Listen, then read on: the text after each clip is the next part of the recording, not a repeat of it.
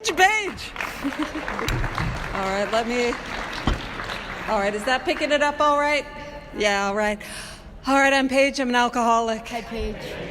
Oh, what a privilege it is to be here at the North Shore Roundup. What a privilege it is to speak with these just phenomenal examples of Alcoholics Anonymous and to be part of just an incredible roundup. I don't know about you, I can feel the power. It is incredible what we get to bear witness to in Alcoholics Anonymous. And that wasn't my experience when I first got here. When I first got here, I didn't feel like I belonged. I didn't feel like I was a part of. I was so lonely and so isolated. And I would hear people talk about, to keep what you have, you gotta give it away. And I'm like, I don't know what that means. Like, it would baffle me. Now, I wasn't going to ask somebody, because if you're new, and you know what it's like, I'm not going to ask people any questions, because then they might ask me a question that I don't got the answer to, like, how's it going? One of those real, head scratcher, right? And as Tom spoke about last night so beautifully and so eloquently, I've got to give it away to get it. But I did not know what the it was. I did not know what I was missing. And we talk about the fellowship growing up about us, where we see that first is in the first set of 12-step promises on page 89. And so we're talking about 12-step work, and of course we work with others and we help others from the get-go. But where I feel called to sort of bounce around a little today is on page 128, the family afterward. It says, "He is not so unbalanced as they might think." And this is in reference to the it, because I did not know what was the it. I did not truly know what was on offer in Alcoholics Anonymous. I did not know what it was available. He's not so unbalanced as they might think. Many of us have experienced Dad's elation. We have indulged in spiritual intoxication.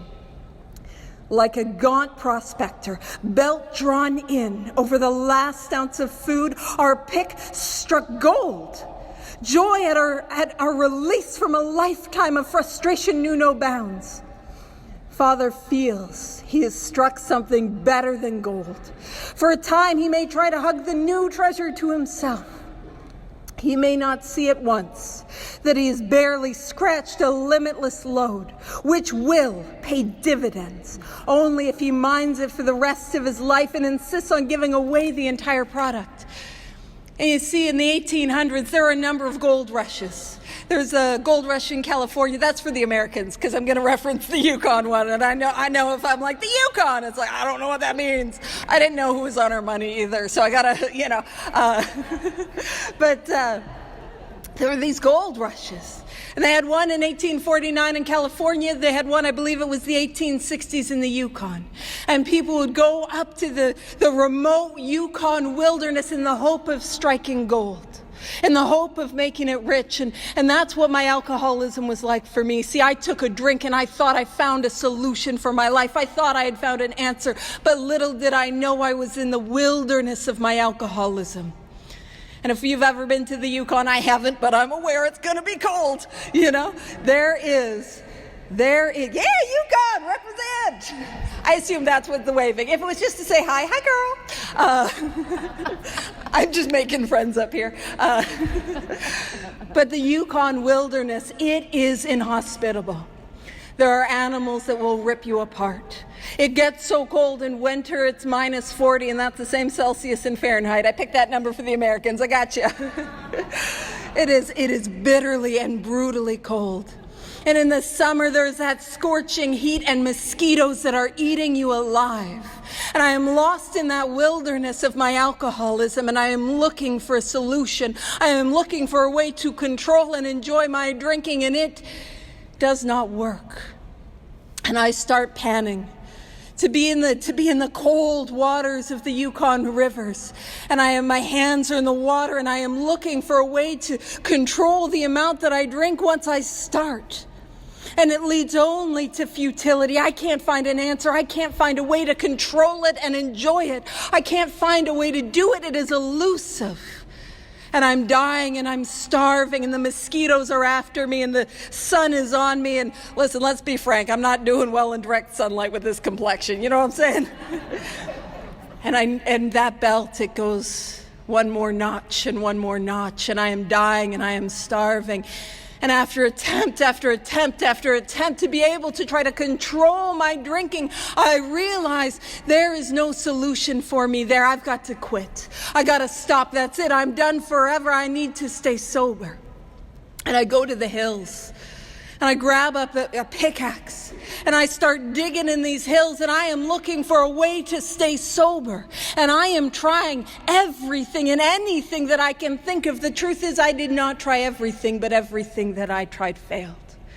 And here's the thing is I was trying, I was working, I was doing my best. Like, man, I was digging and I was digging and you know, the cold winter is hit.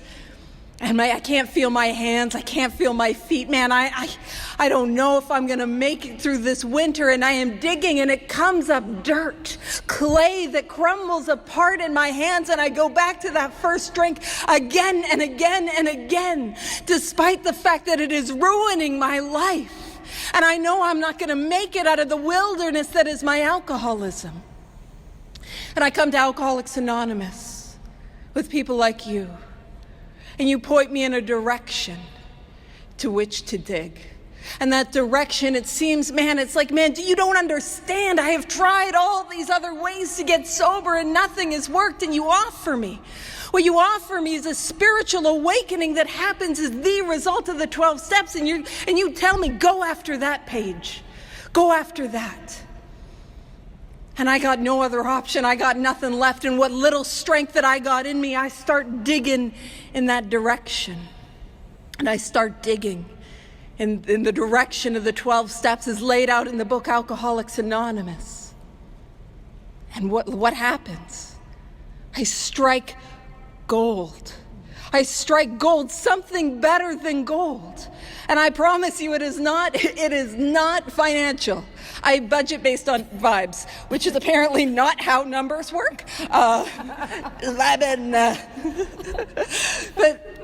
But I strike something better than gold, and it has nothing to do with my external circumstance. What I find, the gold that I begin to find in Alcoholics Anonymous is the desire to drink leaves. Then the desire to end my life begins to leave. And I start to feel a peace. I start to feel a serenity. I start to feel okay in my own skin. I start to think maybe I'm not the worst person that ever lived. You know, I'm near the bottom, but like maybe I'm not the bottom, you know? And I start to feel differently. The world around me starts to change even though it hasn't changed. And I start to experience the gold.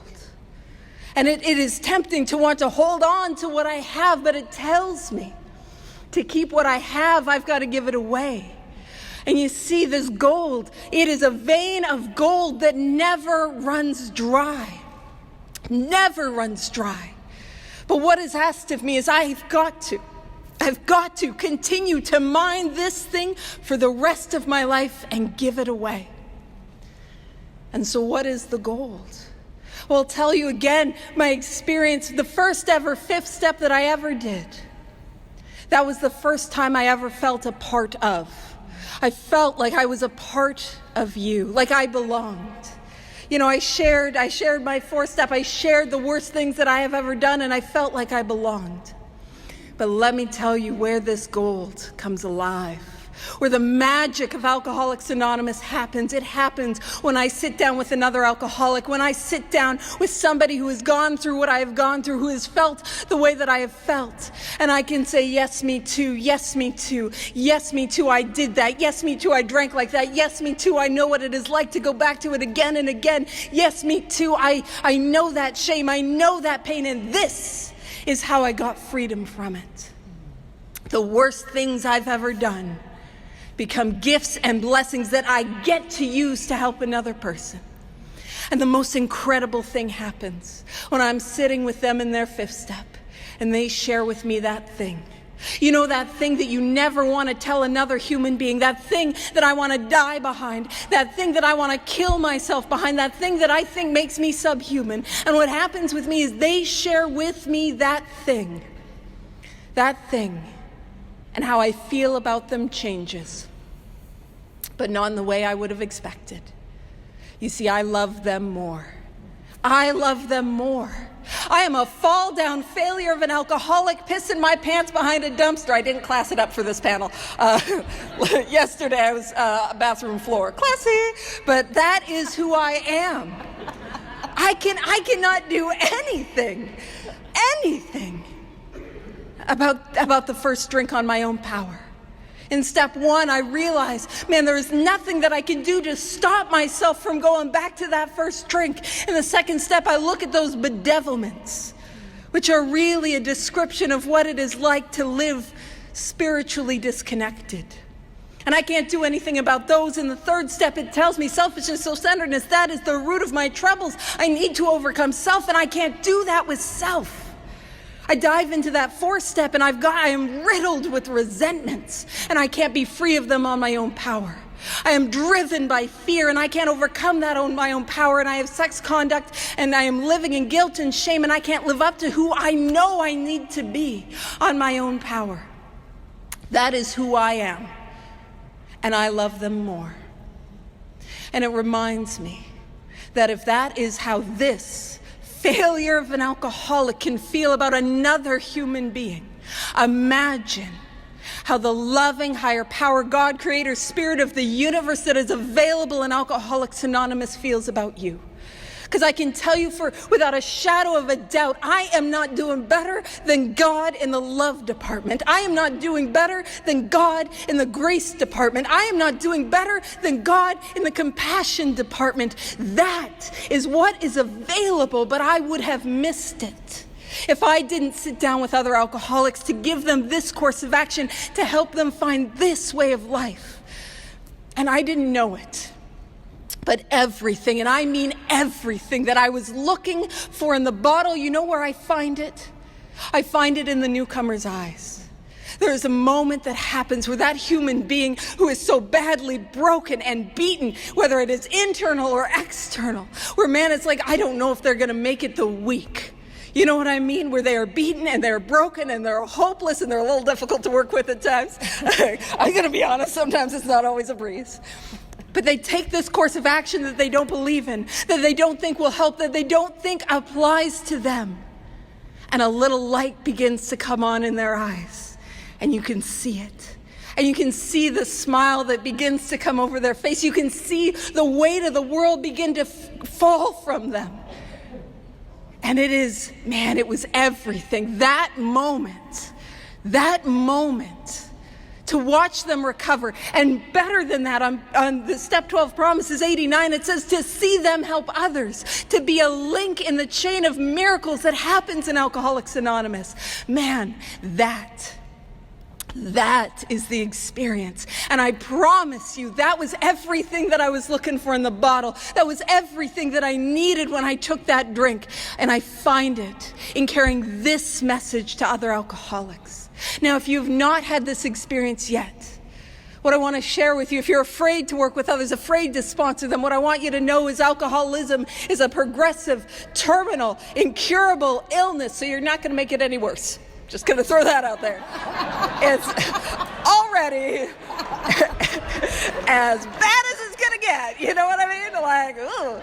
And if you show up with this book, your experience and a connection with a power greater than yourself, you just might be able to be a part of their miracle.